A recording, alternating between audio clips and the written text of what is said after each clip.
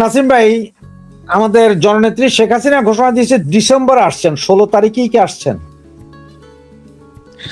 16ই December তো বিজয়ের মাস।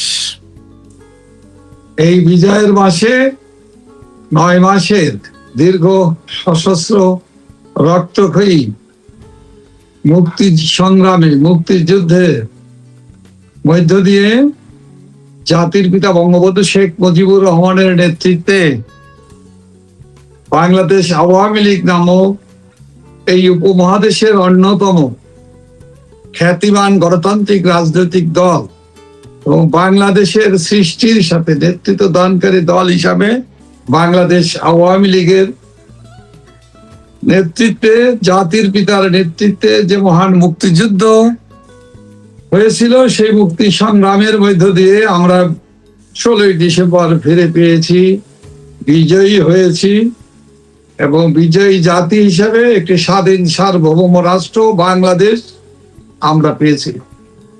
এটা বিজয়ী জাতি হিসাবে আমরা গর্বিত। গোটা দেশ, গোটা বাংলাদেশ, বাংলাদেশের 18 কোটি মানুষ এবং আওয়ামী লীগের প্রতিটি নেতা কর্মী এবং তৃণমূলের নেতা কর্মীরা সহ দেশের গণতান্ত্রিক মুক্তিযুদ্ধের চেতনায় সমৃদ্ধ সকল শ্রেণী পেশার মানুষ, শ্রমজীবী মেহনতি মানুষ সবাই গর্বিত। আমরা গর্বিত জাতি হিসাবে বিজয় দিবস আমরা অত্যন্ত আনন্দের সাথে, আমরা উচ্ছ্বাসের সাথে এই দিবসটি আমরা পালন। এই দিনটি আমাদের জাতীয় জীবনের একটি অন্যতম মাইলস্টোন, গুরুত্বপূর্ণ দিন। এই দিনটি কে ঘিরে পুরো বিজয়ের মাসেই বাংলাদেশে আমরা বিজয় উৎসব, বিজয় মেলা, বিজয়ের আনন্দ, বিজয় দিবসের মুক্তিযুদ্ধের গান, মুক্তিযুদ্ধের চেতনা নিয়ে, মুক্তিযুদ্ধের আদর্শ নিয়ে দেশব্যাপী জেলা, উপজেলা, বিশ্ববিদ্যালয় থেকে বিদ্যালয়, পাঠশালা, এমনকি পাড়া মহল্লায়, গ্রামে গঞ্জে, সামাজিক সংগঠন, ক্লাব থেকে আরম্ভ করে সাংস্কৃতিক সংগঠন, সংস্কৃতি সেবী, সাংবাদিক সংগঠন সবাই বিজয় দিবসের বিজয় উৎসব, বিজয়ের আনন্দ পালন করে। কারণ এদিন আমরা বীর বাঙালিরা জীবন দিয়ে, আত্মত্যাগ করে, লড়াই করে, সংগ্রাম করে আমরা পাকিস্তানি হানাদার বাহিনীদের পরাজিত করেছিল। ঐতিহাসিক রেসকোর্স ময়দানে, আজকে সরোয়ার্দী উদ্যানে প্রকাশ্যে লাখো কোটি মানুষের উপস্থিতিতে ময়দানে এসে পাকিস্তানি বাহিনী, হানাদার বাহিনী সেদিন বাংলাদেশের মিত্র বাহিনী, মুক্তি বাহিনীর কাছে তারা আত্মসমর্পণ করতে বাধ্য হয়েছে। বিজয় দিবস, বিজয় 16ই ডিসেম্বর এবং ডিসেম্বর মাস, পুরো মাসটি আমাদের জন্য গর্বের মাস, ঐতিহ্যের মাস, সংগ্রামের সফলতার মাস, বিজয় অর্জনের মাস, আমাদের গৌরব গাথা, আমাদের এগিয়ে চলার প্রেরণার মাস, আমাদেরকে গোটা জাতিকে জাগরিত করে। জাগরণের মাস হলো বিজয় মাস এবং 16ই ডিসেম্বর মহান বিজয় দিবসকে ঘিরে। তাহলে আপনি কি বলতে যাচ্ছেন যে নেত্রী 16ই ডিসেম্বরকে ঘিরেই 16ই ডিসেম্বরের আগে পরে বা 16ই ডিসেম্বর আসতে পারে নাকি? আমি যে কথাটি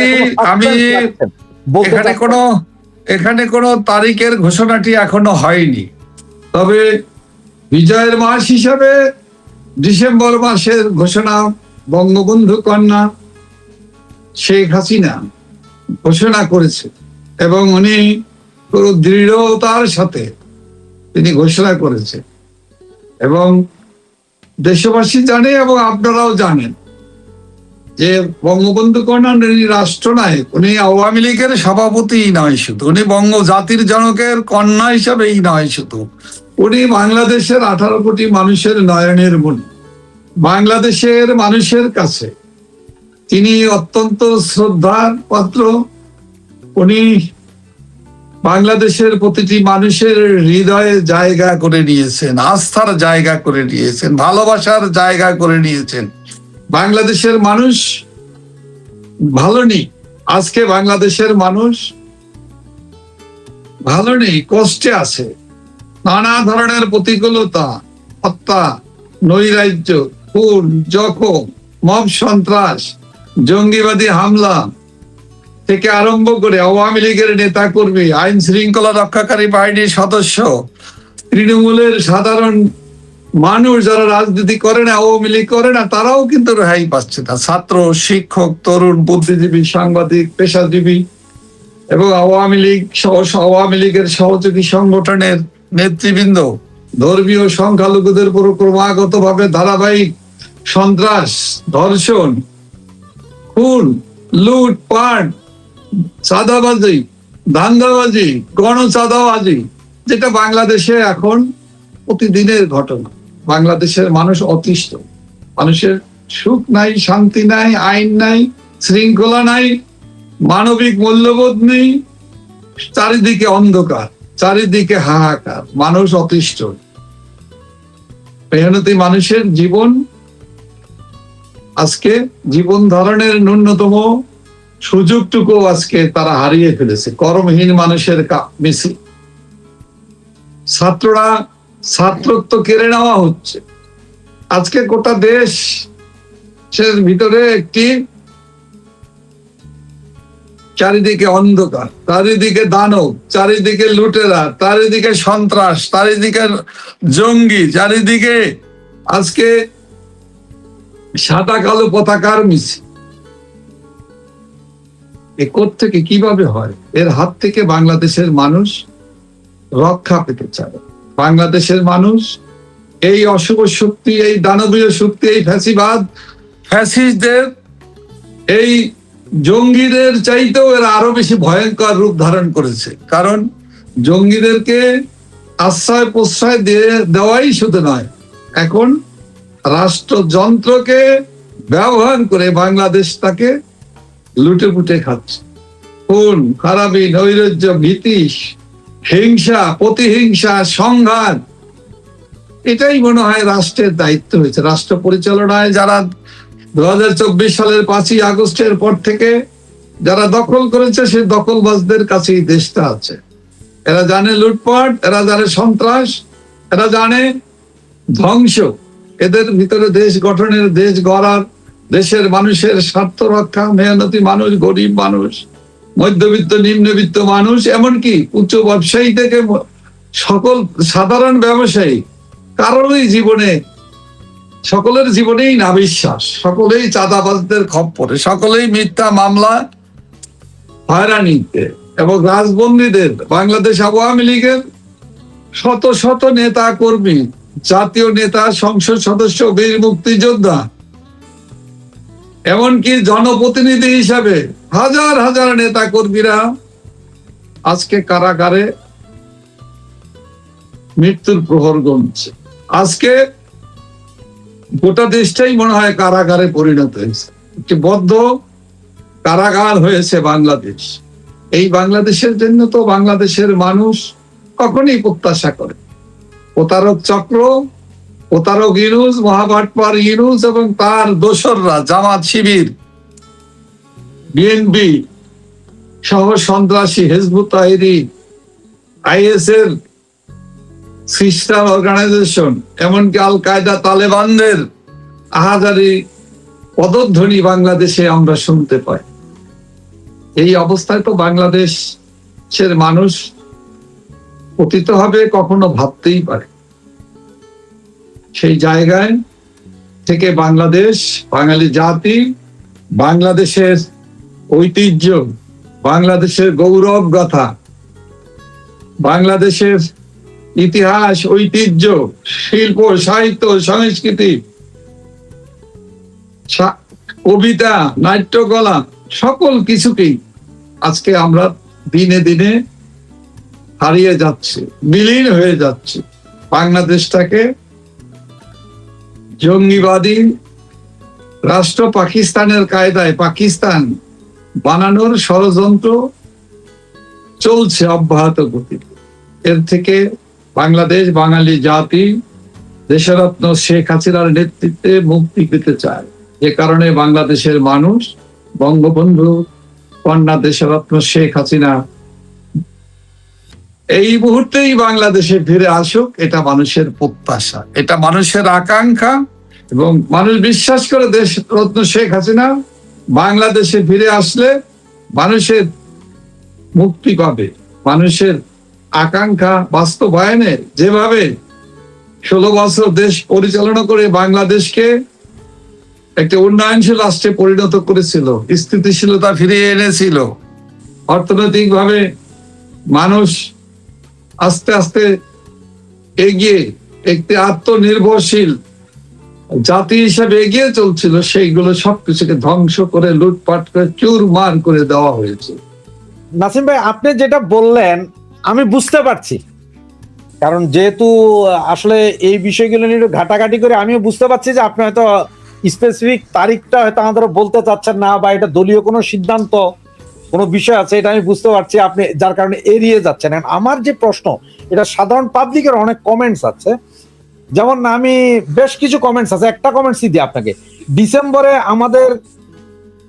আমাদের আর সকল সিনিয়র নেতারা কি আসবেন ভাই?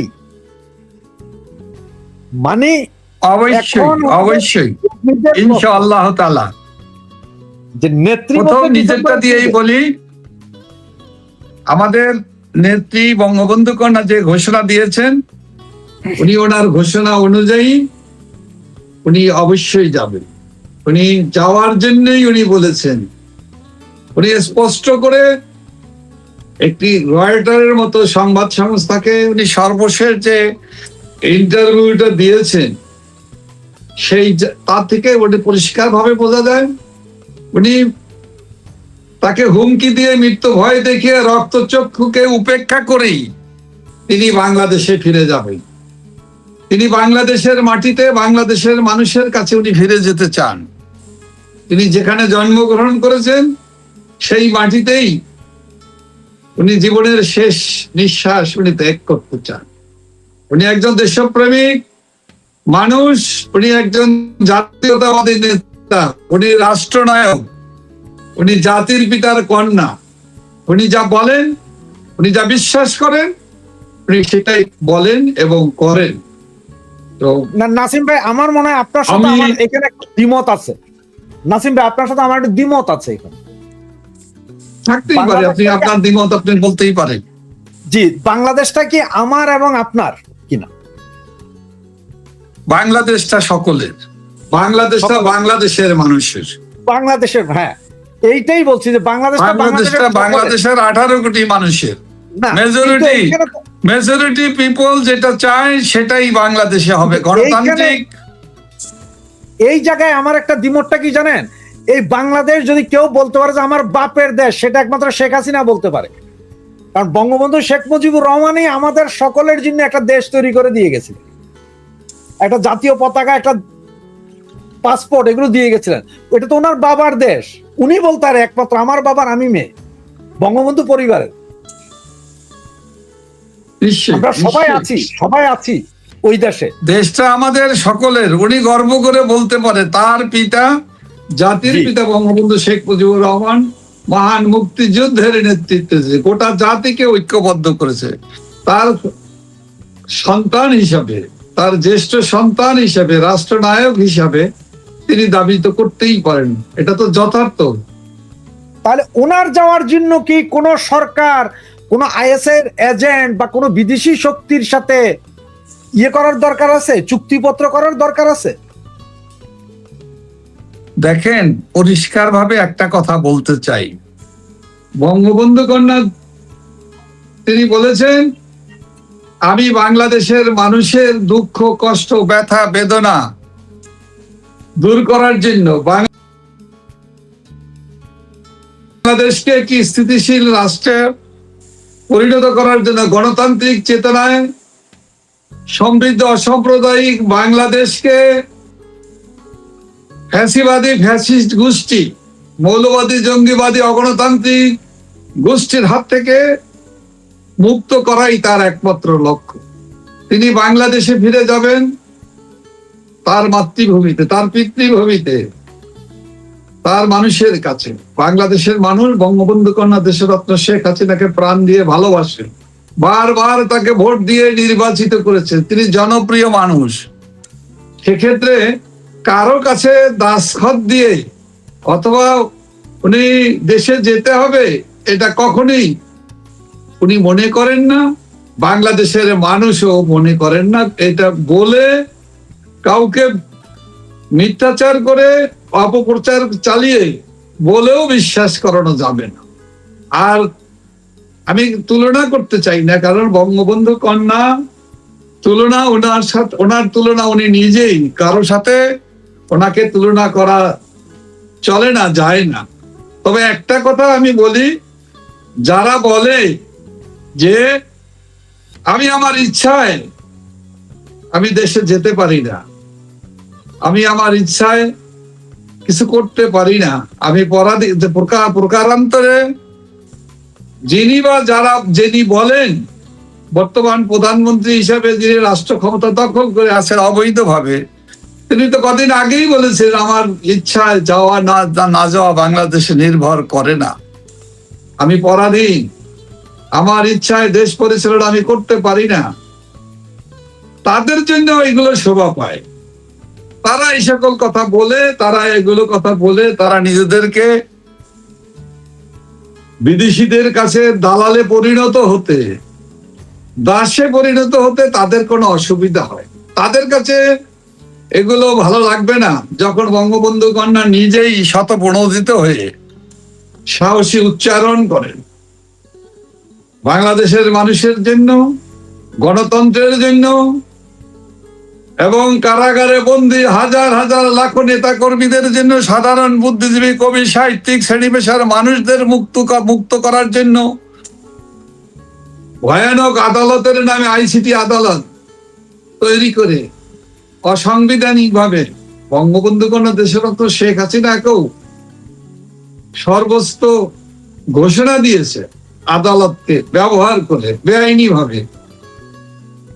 উনি এগুলোকে তোয়াক্কাও করেন না, পরোয়াও করেন। বাংলাদেশের মানুষ মনে করে, বিশ্বাস করে দেশরত্ন শেখ হাসিনা কে ফিরে আসলে তাকে, তার পথকে বন্ধ করা, তাকে নিয়ে কোন এই অবৈধ কারাগারে এই যে ঘোষণা, এই ঘোষণাকে বাংলাদেশের মানুষ মানে না। শেখ হাসিনা আমাদের শ্রদ্ধেয় নেত্রী, তিনিও বলেছেন এগুলো I don't care, I damn. তিনি এটাকে কেয়ার করেন না, এটাকে পাত্তাও দেন না, এবং তিনি মনে করেন বাংলাদেশের মানুষ তাকে যেহেতু ভালোবাসে, এবং তিনি যেহেতু কোনো খুনের সাথে জড়িত না, কোনো অন্যায় কোনো কাজ করেননি, কোনো খুন করার হুকুমও তিনি দেননি, এবং এই ধরনের কাজ করার তিনি কল্পনাও করতে পারেন, তাকে মিথ্যা মামলা দিয়ে ঘোষণা দিলেই কি হলো? এগুলোর বিরুদ্ধে বাংলাদেশের জনগণ তীব্র প্রতিবাদ, তীব্র প্রতিরোধ গড়ে তোলে।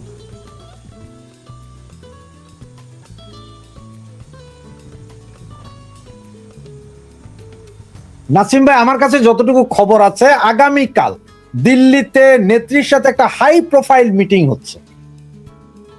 অনেক সিনিয়র নেতৃবৃন্দ বিভিন্ন জায়গা থেকে এসেছেন, হাই প্রোফাইল মিটিং হবে কালকে। এগুলো কি দেশে যাওয়ার প্রস্তুতিরই মিটিং চলছে না অন্য কিছু? এগুলো জিনিস মিটিং তো হতেই পারে, কি মিটিং হচ্ছে সব বিষয়গুলো তো আমার জানার কথা না। অনেক বিষয় হয়তো আমরা জানি, আবার সব বিষয়ে আমরা জানি না।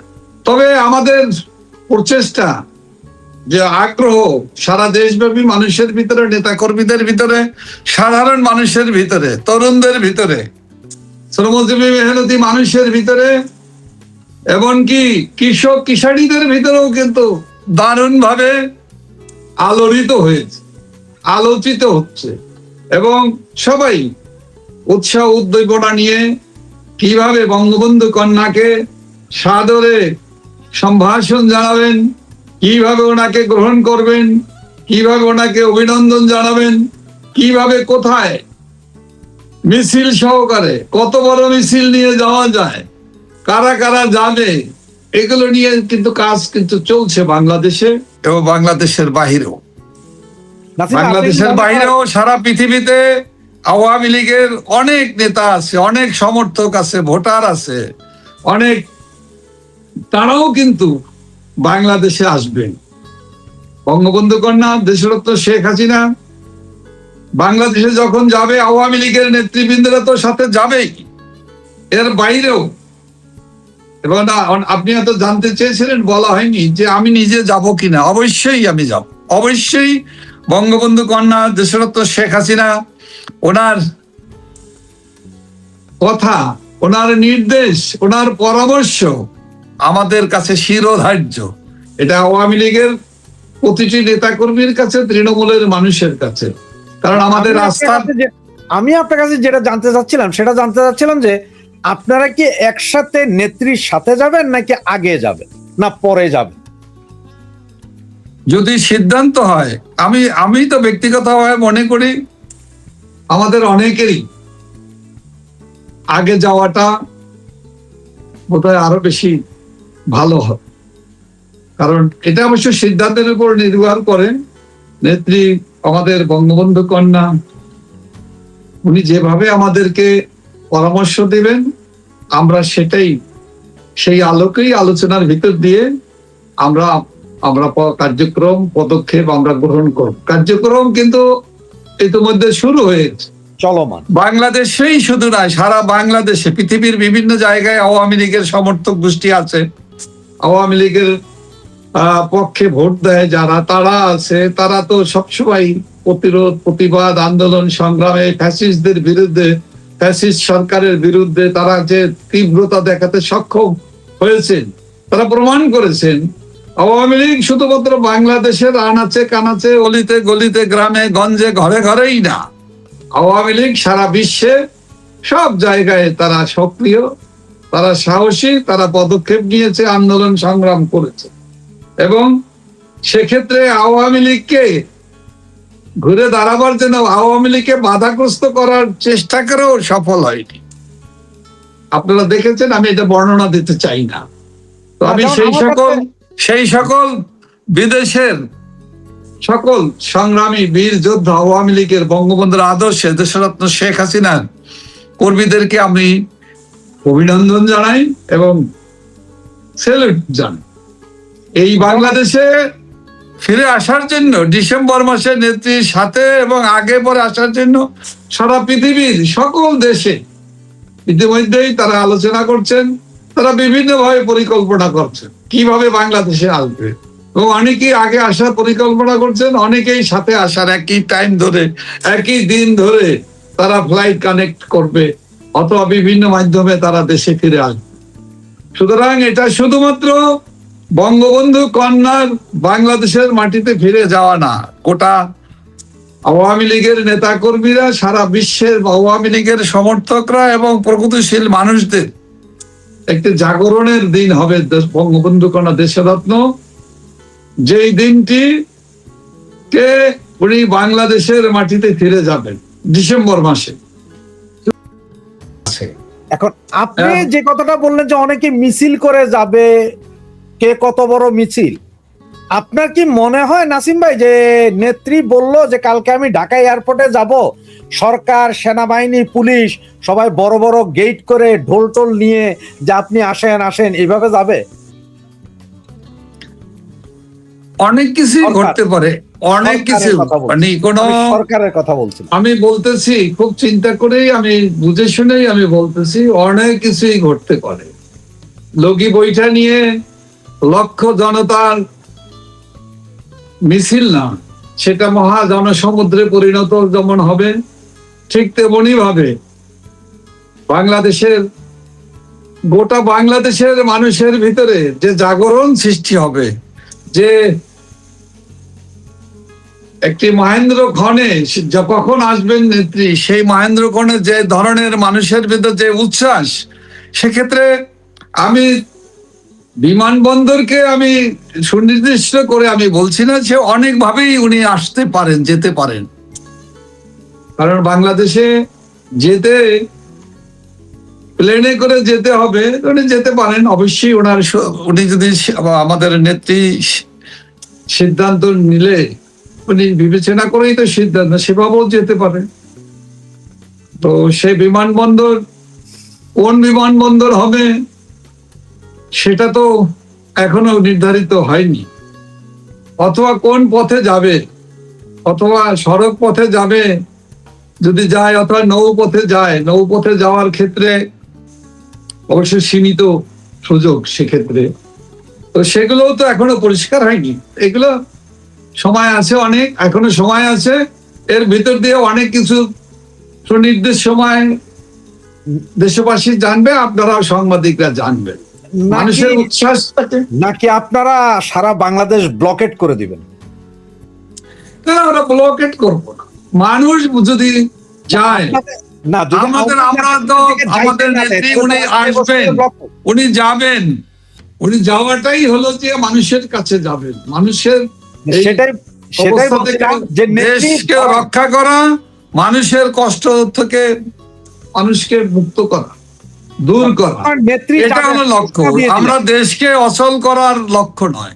দেশবাসী মানুষ যদি কোনো ধরনের অনাসৃষ্টি করার কোনো সন্ত্রাসী, জঙ্গি অথবা কোনো ফ্যাসিস্ট গোষ্ঠী করার চেষ্টা চালায়, সেক্ষেত্রে জনগণ তার জবাব দিবে। জনগণ জবাব দিতে এখন আর কোনো ভুল করবে না, অপেক্ষাও করবে না, কারণ আমাদের কারো কিছু বলতে হবে না। আমি যেটা বলতে চাচ্ছিলাম সেটা হচ্ছে যে এক্সাম্পল, বিমানে আসতে দিবেন না ওনাকে, বিমান অফ, হয়তো উনি সোজা রাস্তায় আসবেন বর্ডার ক্রস করে। সরকার হয়তো দেখা গেল যে সেই দিন যে এমন ভাবে ব্লক করলো যে কেউ যাতে বেরোইতে না পারে, মানে কোন এইগুলো নিয়ে আমরা এখন ভাবছি না। আমাদের ভাবনা বঙ্গবন্ধু কন্যা দেশরত্ন শেখ হাসিনা বাংলার মাটিতে মানুষের কাছে, তার নিজের মাটিতে, নিজের মাতৃভূমিতে ফিরে যাবেন, এটাই চূড়ান্ত। আমরা সেটা নিয়েই ভাবছি, এবং সেভাবেই দেশের নেতা কর্মীরা, সাধারণ মানুষ ভাবছে। এবং 14 দল আছে, মহাজোট আছে, এছাড়াও অনেক রাজনৈতিক দল আছে, বিভিন্ন সামাজিক সাংস্কৃতিক সংগঠক আছে, সাংস্কৃতিক সংগঠন আছে, তারা সবাই কিন্তু সমর্থন, প্রগতিশীল রাজনৈতিক দল আছে। এবং ধর্ম নিয়ে রাজনীতি করে না, ধর্মকে রাজনীতি হাতিয়ার হিসেবে ব্যবহার করে না, এ ধরনের কিছু ধর্মীয় সংগঠন আছে। তারাও কিন্তু বঙ্গবন্ধু কন্যা দেশরত্ন শেখ হাসিনা দেশের স্বদেশ প্রত্যাবর্তনে তারাও উৎসাহিত, উজ্জীবিত, তারাও স্বাগত জানাবে। আমাদের সাথে যোগাযোগ হয়, আমাদের সাথে বাংলাদেশের তৃণমূল পর্যায়ে দল মত নির্বিশেষে মানুষের সাথে কথা হয়।